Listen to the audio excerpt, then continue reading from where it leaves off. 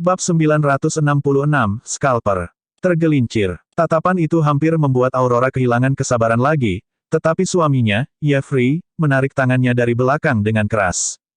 Dia langsung sadar kembali. Bagaimanapun, putri mereka bersedia pulang, yang setidaknya merupakan peningkatan. Mereka bisa mengambil hal-hal lambat di masa depan. Melihat bahwa mereka pada dasarnya telah mencapai kompromi, Luke tersenyum. Omong-omong, apakah Anda membutuhkan saya untuk menyediakan psikiater pihak ketiga? Dia cukup baik.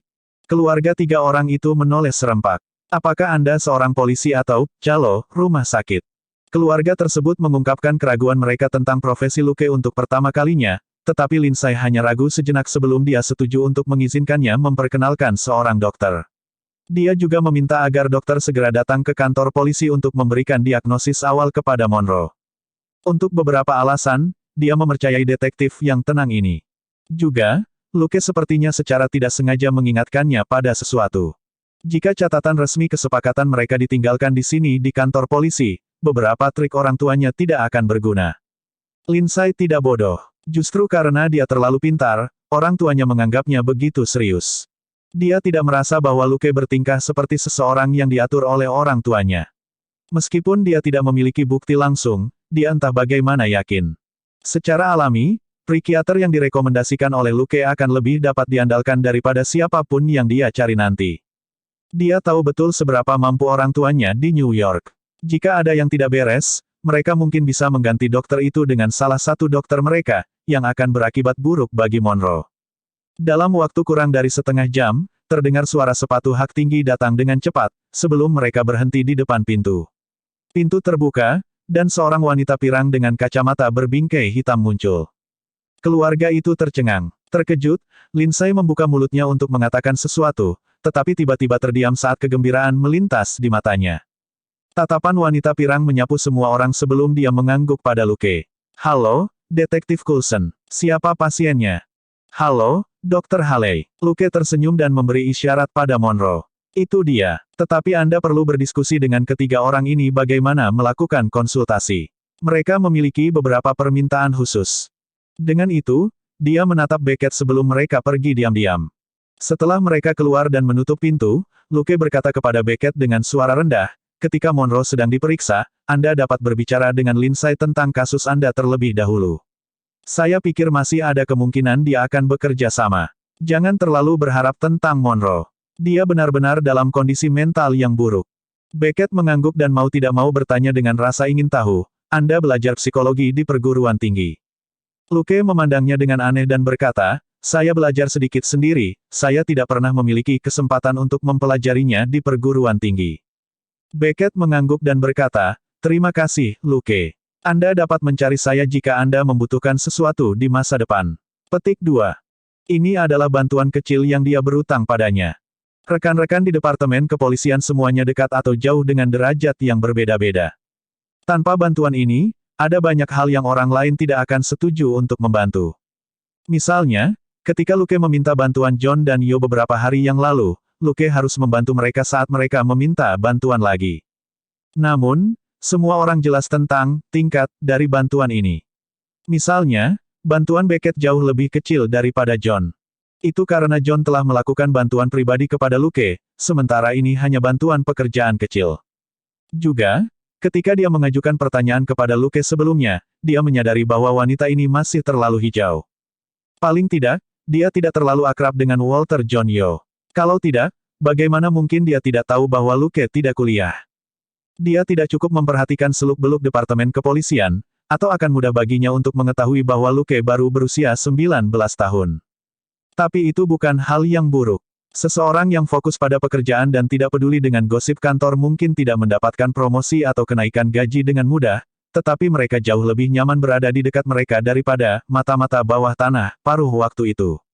Luke pergi ke kantor Dustin dan memberitahunya bahwa semuanya terkendali. Dustin curiga. Apa kamu yakin? Jika itu mudah ditangani, mengapa keluarga ini menjadi terkenal bahkan di NYPD? Luke berkata, jika kita beruntung, situasinya benar-benar akan berhenti di sini. Jika kita tidak beruntung, kita mungkin akan istirahat selama 1 atau 2 minggu. Seluruh NYPD tidak peduli seberapa besar drama keluarga itu, selama keluarga itu menyimpannya di rumah. Sebagian besar perselisihan keluarga yang ditangani Luke sebagai detektif bisa serius atau fatal. Dia tidak pernah berurusan dengan perselisihan yang begitu murni emosional. Seorang pria parubaya yang kesepian dan belum menikah bahkan lebih tidak sabar daripada Luke ketika berurusan dengan orang kaya. Khawatir, Dustin bertanya, bagaimana jika mereka memotong sumbangan mereka? Merenungkan selama 2 detik, Luke menjawab, bahkan jika mereka melakukannya, itu mungkin belum tentu ada di kepalaku. Kehilangan kata-kata, Dustin mengangkat jari. Nyah. Dia menyadari bahwa dia telah mengajukan pertanyaan konyol. Itu mungkin saja terjadi, tetapi Departemen Kepolisian sudah 7 atau 8 kali berurusan dengan keluarga yang merepotkan ini. Bahkan jika mereka tidak menerima sumbangan besar dari keluarga Soderbergh tahun depan, tidak ada yang bisa memastikan apa yang membuat mereka tersinggung. Ini bukan zaman kuno, dan orang-orang besar tidak bisa meminta pertanggungjawaban siapapun atas beberapa tuduhan yang tidak berdasar. Tidak bersalah sampai terbukti bersalah, ini sama di Amerika. Dalam perjalanan keluar, Luke melihat ke arah ruang interogasi. Hanya Javier yang berada di pintu, yang berarti Beckett mendapatkan sesuatu. Setelah menyelesaikan masalah keluarga dengan efisiensi yang tidak terduga, dia tidak lagi berkeliaran di Departemen Kepolisian. Setelah mengirim pesan teks, dia menunggu 10 menit lagi sebelum dia bangun dan pergi. Di luar pintu masuk, dia menemukan taksi dan masuk. Sopirnya tersenyum. Apakah kamu terburu-buru hari ini? Luke membayar ongkosnya. Tentu saja, aku tidak terburu-buru. Harap jaga, pesawat, Anda pada kecepatan minimum. Hari ini turun salju. Mobil saya dapat beralih ke mode salju kapan saja. Bell, yang duduk di kursi pengemudi, mengangguk menyesal. Ketika saya melihat pesan Anda, saya pikir itu adalah kesempatan untuk mengejar tersangka seperti terakhir kali. Luke berkata tanpa daya, pada dasarnya kamu hanya mendapatkannya di film, kan? Sebagian besar waktu, polisi mengemudi sendiri. Bell memikirkannya. Terakhir kali Luke menyewa mobilnya untuk mengejar seseorang, dia adalah seorang detektif LAPD. Memang sulit bagi seorang detektif LAPD di New York untuk mengejar seseorang tanpa mobil. Meskipun salju turun dan tanah licin, Bell hanya butuh 10 menit untuk mencapai Clinton. Luke melambaikan tangan pada Bell dan memasuki firma hukum Nelson dan Murdoch. Hari ini turun salju, tapi ada banyak orang di firma hukum itu. Sebagian besar dari mereka tampak bahagia. Lucas tahu alasannya. Rencana rekonstruksi telah dijalankan, dan tim renovasi gelombang pertama secara resmi mulai memperbaiki rumah banyak keluarga. Bab 967, Kemampuan Nyata dan Masuk TV. Rekonstruksi komunitas tidak bisa ditunda lagi. Lagi pula, salju mulai turun di New York tadi malam. Jika mereka tidak merawat lubang-lubang itu, keluarga-keluarga ini hanya akan berada dalam kondisi yang sedikit lebih baik daripada para tunawisma. Foggy telah berbicara dengan Luke melalui telepon dan mereka telah memutuskan bahwa perbaikan adalah prioritas. Perbaikan interior bisa tertunda selama beberapa hari.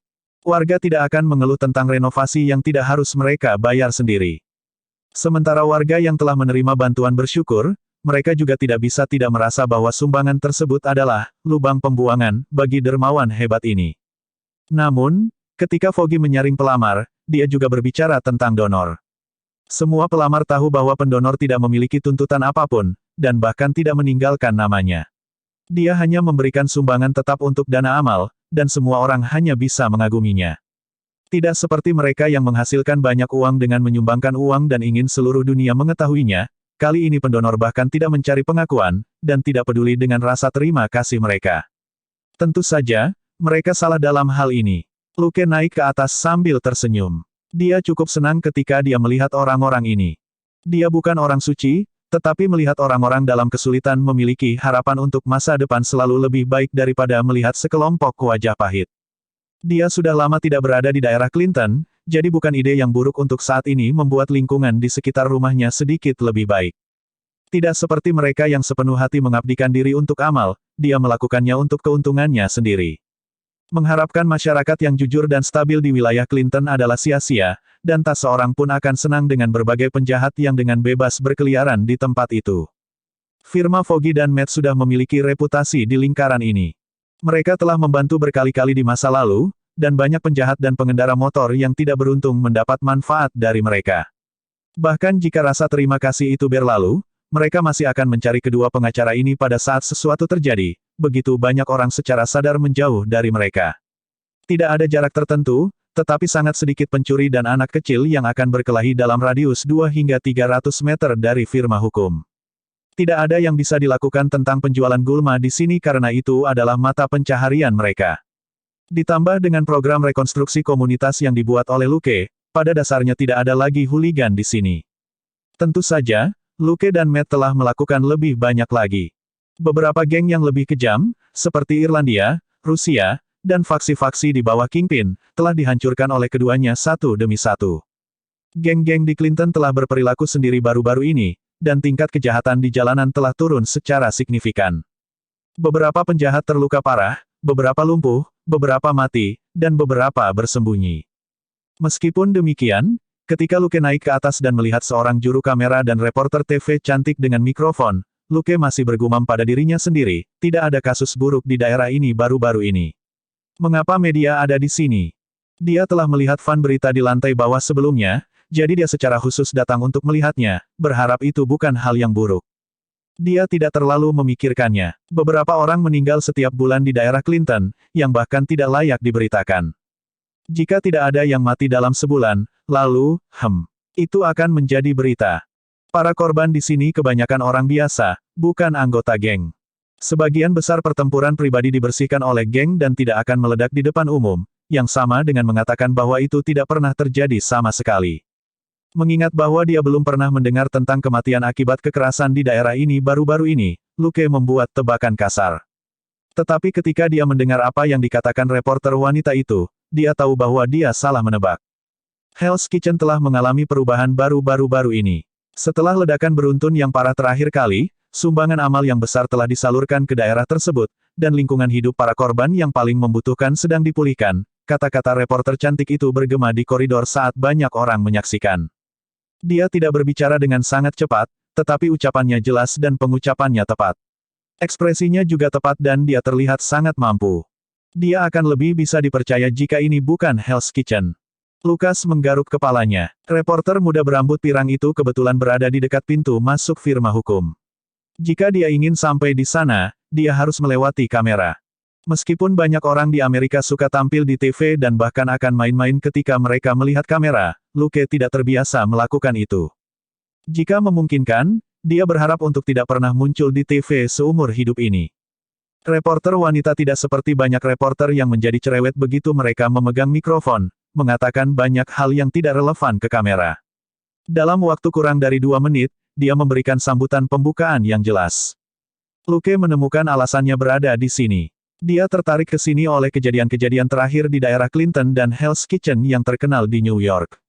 Atau lebih tepatnya, dia telah ditarik oleh program rekonstruksi masyarakat besar-besaran dan pelatihan sukarela. Tidak aneh jika hal seperti ini terjadi di tempat lain di New York. Harlem atau Brooklyn juga bisa sama buruknya. Tetapi seseorang sebenarnya telah menyumbangkan sejumlah besar uang untuk proyek komunitas, kelas tinggi, di Clinton, yang dikenal sebagai Hell's Kitchen. Kebanyakan warga New York hanya akan memiliki satu pemikiran, orang ini harus memiliki sekrup yang longgar. Bukannya mereka tidak bersimpati, tapi tidak banyak orang baik di Hell's Kitchen. Orang baik yang memiliki kemampuan untuk mengeluarkan banyak uang pasti akan menjadi berita lokal di New York. Sekarang, itu benar-benar akan menjadi berita. Memikirkan kembali, Luke ingat logo menarik di van berita di lantai bawah. Itu bukan dari stasiun TV, tapi logo Tris. Dia tidak terlalu familiar dengan nama itu. Dia memang sibuk baru-baru ini. Meskipun dia tidak melepaskan kebiasaannya menonton berita lokal, ada terlalu banyak saluran berita lokal di New York. Jumlah stasiun TV di kota terbesar Amerika dan pusat keuangan dunia bukanlah sesuatu yang bisa dibandingkan dengan beberapa saluran TV negara kecil. Sebagian besar reporter yang dia lihat di berita berusia 40-an dan bukan tipe orang yang suka bergosip, tetapi menyampaikan laporan profesional, yang cocok untuknya. Dia belum pernah melihat reporter cantik ini di berita sebelumnya. Setelah dia menyelesaikan omongannya, dia pergi ke firma hukum untuk wawancara, serangan, yang khas. Tentu saja, bahkan Foggy seharusnya mengetahui gerakannya di tempat kumuh seperti Nelson dan Murdoch, apalagi Matt. Luke memasuki kantor sambil tersenyum. Bukan saja tidak banyak orang di firma hukum sekarang, jumlahnya terus menyusut. Setelah kamera memasuki kantor, banyak orang menurunkan topi mereka untuk menutupi wajah mereka dan pergi dengan tergesa-gesa. Bab 968, saya tahu ini sedikit di atas, tapi orang-orang yang pergi mungkin belum tentu penjahat, tetapi mereka pasti punya alasan untuk tidak ingin tampil di TV. Mereka tidak bisa berbuat apa-apa, dan secara diam-diam telah disepakati bahwa daerah di sekitar firma hukum itu adalah zona damai.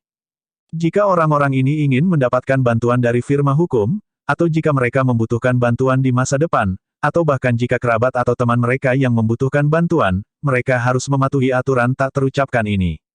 Mereka hanya bisa pergi lebih dulu dan menunggu reporter yang merepotkan itu pergi. Mendengar suara wawancara yang dilakukan di kantor pengacara, Luke menggelengkan kepalanya sambil tersenyum dan berbalik untuk pergi. Tiba-tiba, seseorang keluar dari ruangan. Gerakannya tidak terburu-buru, tapi dia cepat. Dia segera menutup pintu. Luke merasa geli. Matt, senang tampil di TV. Mengapa kamu melarikan diri? Petik 2.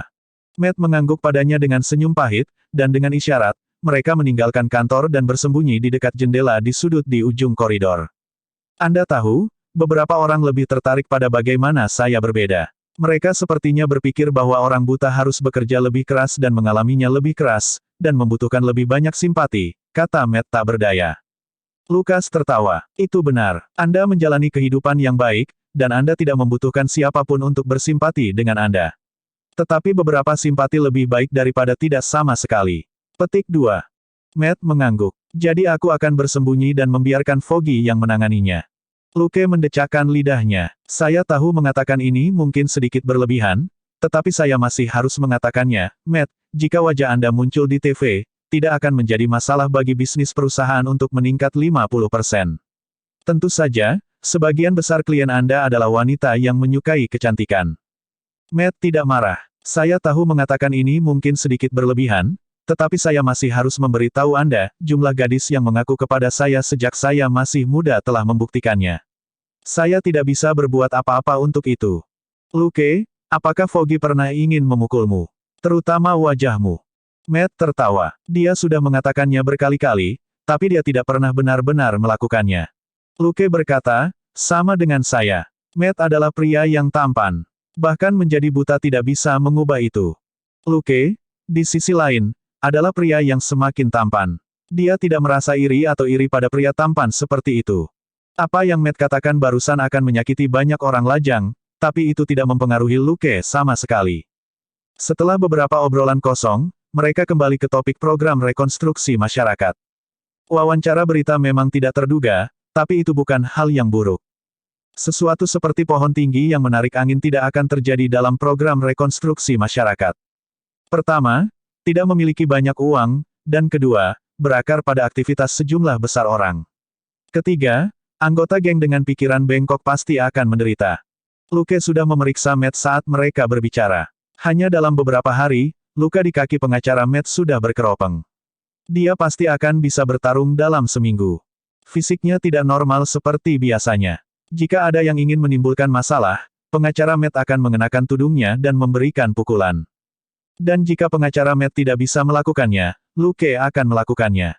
Mereka sudah makan ikan besar, dan goreng kecil telah menjadi makanan pembuka.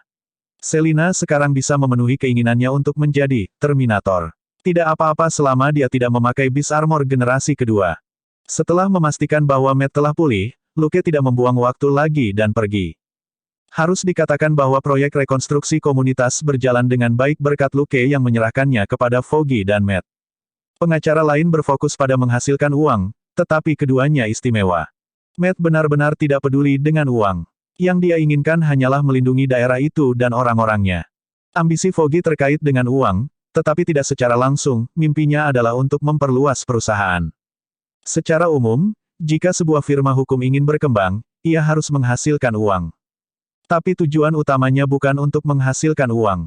Dibandingkan dengan banyak pengacara yang mengambil profesi ini dengan satu-satunya tujuan menghasilkan uang, keduanya bersedia melakukan lebih dari itu. Misalnya, ketika datang ke program rekonstruksi masyarakat, firma hukum lain akan segera mempertimbangkan berapa banyak uang yang bisa mereka hasilkan. Atau berapa banyak yang bisa mereka hasilkan dari meningkatkan ketenaran mereka. Foggy dan Matt, di sisi lain, praktis tidak memiliki pemikiran seperti itu. Mereka adalah penduduk lama daerah Clinton, dan memiliki perasaan yang rumit dan mendalam tentang dapur neraka ini. Mereka bersedia bekerja keras untuk menjadikannya tempat yang lebih baik. Luke mengucapkan selamat tinggal pada Matt dan turun ke bawah untuk melihat fan berita. Dia kemudian mengangkat kepalanya dan melihat ke lantai 3, sebelum dia berjalan ke rumahnya secara diagonal di seberang jalan sambil tersenyum. Dia belum kembali berhari-hari, tapi rumahnya masih rapi. Dengan peralatan penyapu dan ventilasi, lantai tidak tertutup debu dan tidak pengap. Luke membawa 2 tablet ke dapur dan menyuruh siput kecil mencari program berita, Tris. Dia menghabiskan 5 menit menyiapkan makan siang sebelum dia dengan santai mulai menyiapkan makan malam. Sebagian besar bahan yang dibeli Selina adalah bahan utama, dan dia bisa membuat hal-hal seperti makanan penutup dan kue kering terlebih dahulu. Dia telah berurusan dengan keluarga dalam waktu kurang dari 2 jam. Saat itu baru tengah hari, dan dia punya banyak waktu untuk menyelesaikan apa yang perlu dia lakukan untuk pesta. Faktanya, tidak banyak hal yang perlu dia lakukan sendiri. Karena peralatan dapur pintar terus ditingkatkan, Luke biasanya hanya bertanggung jawab untuk memverifikasi hasil dari berbagai langkah sebelum melanjutkan ke langkah berikutnya. Misalnya, ketika membuat roti, dia bisa menggunakan mode atau kunci yang telah ditentukan dalam waktu yang dijadwalkan. Secara alami, mode preset adalah untuk Selina dan Gold Nugget, dan Luke adalah orang yang menggunakan opsi jadwal. Dengan siput kecil memproyeksikan simulasi video, bahkan Selina dan kepala anjing bisa mengikuti dan membuat banyak makanan penutup. Namun, mereka adalah orang Amerika tradisional dalam hal memasak. Misalnya, kebanyakan orang akan mencoba memasukkan cukup makanan cepat saji ke dalam lemari es. Hal-hal yang sedikit lebih baik adalah sandwich dengan ham dan selada. Inilah yang kebanyakan orang sebut memasak. Daripada membuat makanan yang melibatkan 10 atau 20 langkah, mereka mungkin juga membeli makanan yang sudah jadi. Tetapi ketika Luke memasak sekarang, itu melibatkan 80% lebih sedikit pekerjaan. Sebagian besar waktu, dia lebih seperti inspektur kualitas daripada juru masak. Duduk di kursi bar dapur khusus, tablet di sebelah kirinya menunjukkan program berita lokal, Tris Talk, yang baru saja dia temukan, sementara tablet di sebelah kanannya menunjukkan segala macam informasi yang ditemukan siput kecil secara online. Luke punya banyak waktu hari ini. Dia mengumpulkan bahan setengah jadi yang diproduksi oleh peralatan dapur pintar dan menempatkannya di lemari es. Basis tiramisu pada dasarnya sudah selesai. Elsa menyukai kafein dan makanan manis, dan ini pasti cocok untuknya. Jika dia menyukainya, dia bisa membawa pulang sebuah kotak setelah pesta. Bab 969, Dampak Kecil Tris Talk. Mengingat fakta bahwa kebanyakan wanita tidak ingin menjadi gemuk, Luke telah memperbaiki resep tiramisu. Panas yang digunakan jauh lebih rendah dari biasanya, dan dia juga menggunakan yogurt mousse dan bahan-bahan serupa. Saat membuat makanan penutup, Luke dengan cepat melihat-lihat lebih dari 10 video Tris Talk. Terlepas dari kenyataan bahwa suaranya sedikit aneh, yang lainnya masih bisa ditoleransi. Sedikit seperti, mengatakan yang sebenarnya. Gumamnya. Isi utama, Tris Talk, ini difokuskan untuk mengungkap beberapa masalah, melaporkan beberapa cerita yang menyentuh, dan membuka kedok ketimpangan sosial.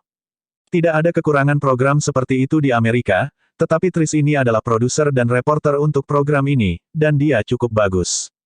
Melihat informasi di tablet di sebelah kanannya, dia berseru, ada begitu banyak penggemar hardcore. Ini benar-benar bukan reporter biasa. Bahkan jika seorang reporter sangat baik, kebanyakan orang hanya akan berpikir bahwa itu adalah bagian dari pekerjaan mereka. Sama seperti presenter TV di CCTV di kehidupan sebelumnya, mereka mungkin bagus, tetapi mereka mungkin tidak memiliki penggemar hardcore sebanyak selebriti kecil dalam drama Delis. Namun, Tris memiliki wajah yang cocok dengan selera barat. Dia memiliki rambut pirang panjang dan berpakaian sangat profesional. Mungkin itu sebabnya dia memiliki begitu banyak penggemar setia.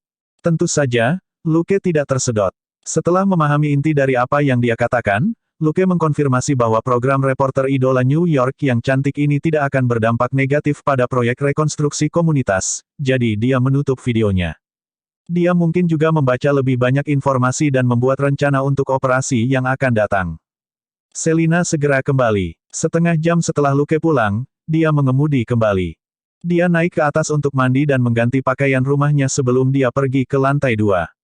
Di dapur terbuka, Luke dengan santai membaca file sambil makan taiyaki dan minum kopi. Kadang-kadang, dia akan mengubah bahan olahan. Selina berjalan mendekat dan mengambil cangkir kopi yang baru saja diletakkan Luke.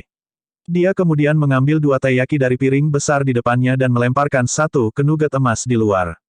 Anjing itu tidak diizinkan di dapur, bahkan jika itu adalah pengaturan terbuka. Kemudian, dia menggigit taiyaki dan menikmati pasta kacang merah yang lembut dan kulit yang renyah. Apa yang kita makan untuk makan siang? Luke berkata sambil tersenyum, kentang dan daging sapi dengan nasi. Akan ada lebih banyak variasi malam ini. Selina mengangguk tegas. Mereka sibuk baru-baru ini, dan karena mereka tidak punya banyak waktu luang, mereka kebanyakan makan hidangan ala barat. Paling-paling, Luke akan memodifikasi hidangan Cina dengan sentuhan barat. Masakan Cina tidak mudah dikuasai oleh peralatan dapur pintar. Untuk banyak masakan Cina, Luke lebih suka tidak memasaknya jika tidak enak. Kentang dan daging sapi adalah salah satu dari sedikit hidangan yang tidak membutuhkan banyak perhatian karena bahan-bahannya sangat cocok. Dia hanya perlu menggunakan pressure cooker untuk mendapatkan sepanci besar makanan lembut dan gurih dalam 40 menit.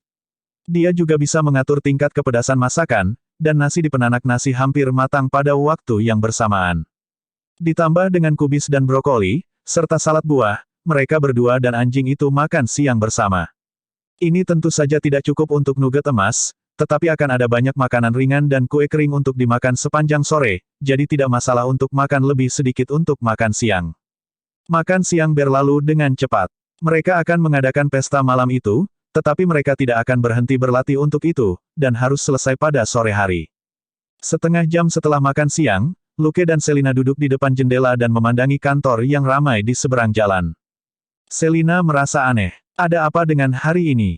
Beberapa dari orang-orang ini sepertinya tidak berasal dari sekitar sini, kan? Mengetahui apa yang dia maksud, Luke menjawab pertanyaannya. Proyek rekonstruksi masyarakat ada di program berita lokal hari ini, Tristalk. Orang-orang ini mungkin bukan dari daerah Clinton, dan mungkin datang ke sini karena hype. Selina tercerahkan. Baru saja, dia melihat seseorang berpakaian dengan gaya yang berbeda dengan orang-orang yang biasanya masuk dan keluar dari gedung apartemen itu. Setelah minum seteguk coklat panas dan menggigit taiyaki, dia bertanya, apakah proyek ini sudah begitu terkenal? Mengapa saya ingat bahwa kelompok renovasi belum diselesaikan? Petik 2. Lukas berkata, jangan khawatir. Segera setelah salju mulai turun tadi malam, Foggy dan Matt memberitahu kelompok renovasi bahwa anggota lini pertama mulai bertugas hari ini. Selin memutar bola matanya. Itu termasuk Charlie, Rachael dan Hudson itu, kan?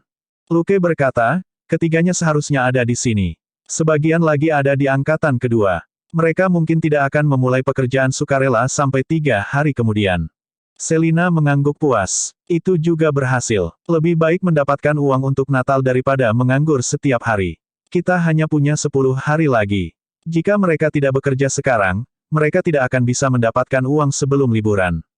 Lukas tertawa. Jangan khawatir. Keluarga mereka pasti akan mengingatkan mereka. Selama mereka bekerja keras, mereka bisa mendapatkan 500 hingga 1000 dolar sebelum Natal.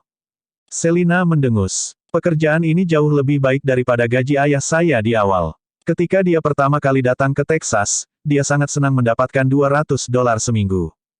Luke berkata tanpa daya, saat itu, dia dan Sandra sama-sama penduduk ilegal dan tidak memiliki keterampilan profesional. Drax telah mengambil risiko. Ayah Selina telah dipekerjakan oleh kakek Luke. Selin tertawa. Itu bukanlah apa yang saya maksud. Saya hanya merasa, bahwa orang-orang ini terlalu malas. Bahkan seorang pekerja konstruksi di New York dapat memperoleh lebih dari 500 dolar seminggu.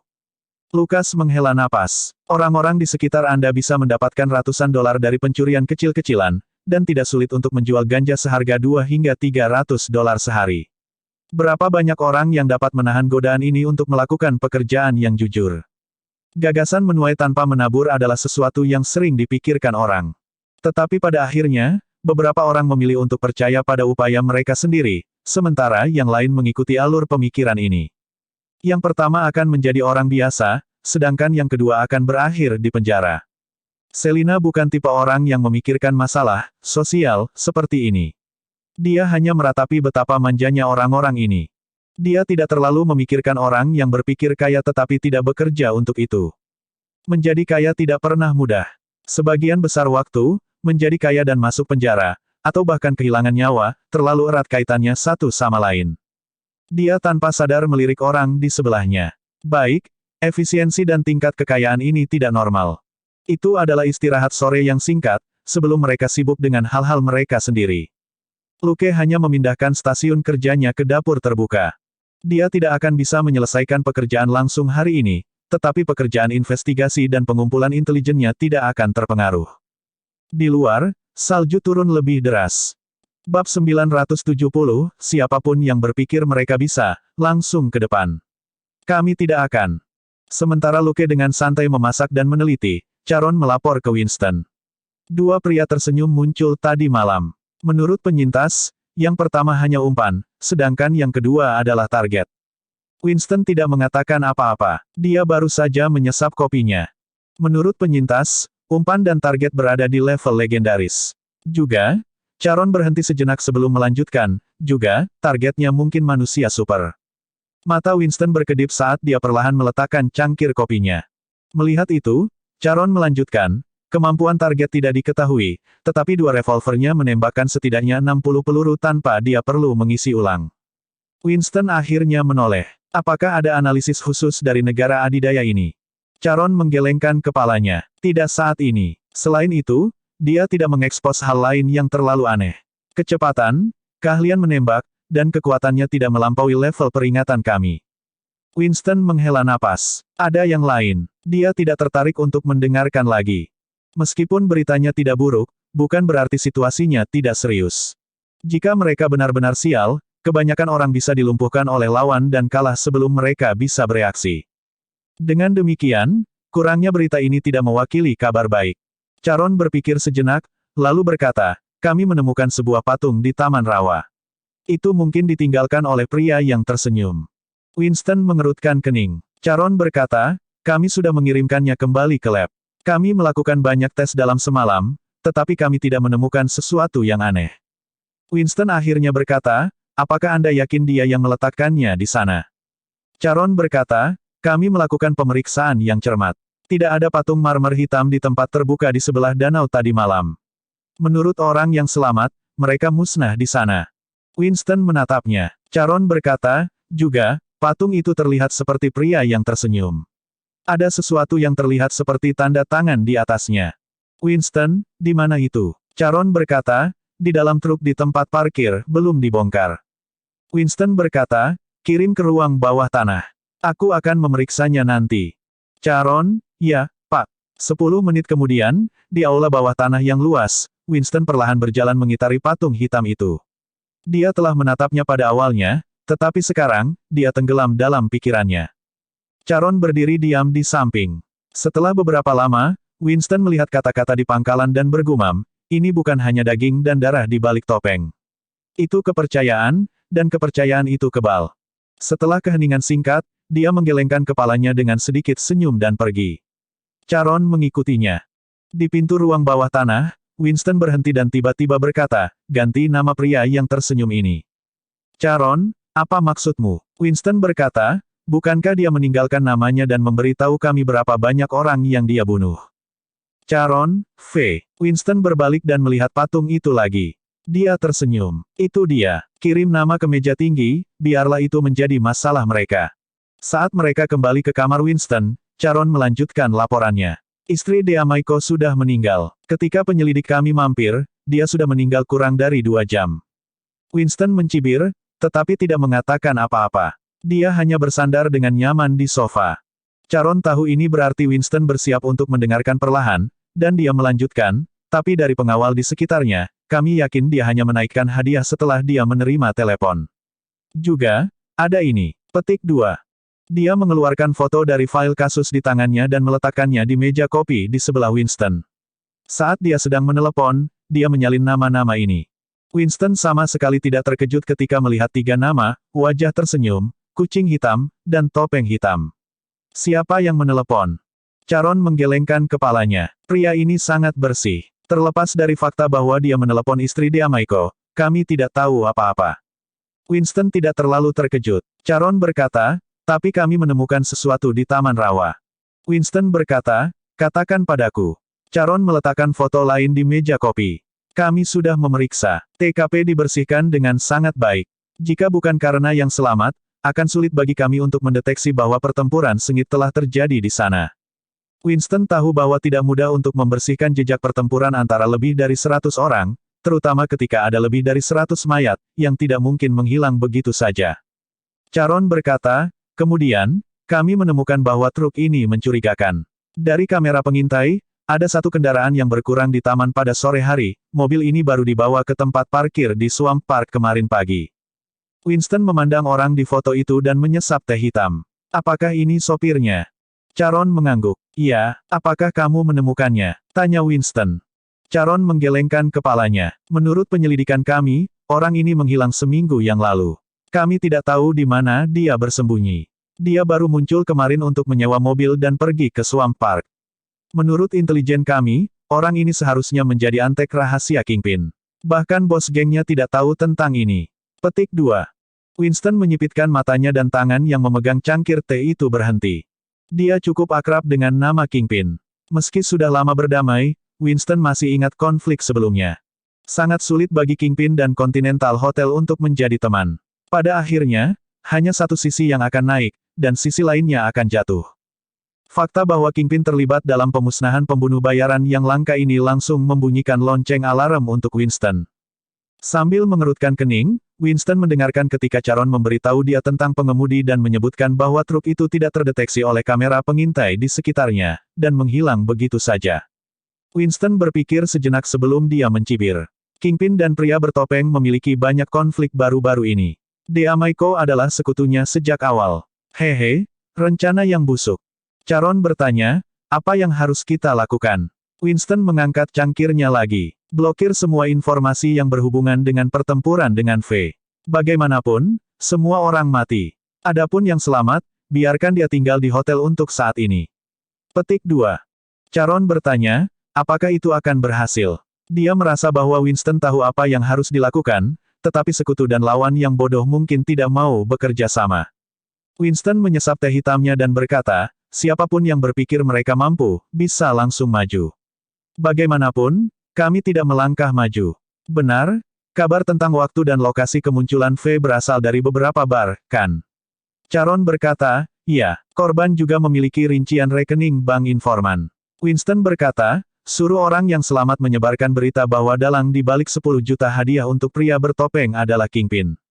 Charon mengerti. Iya,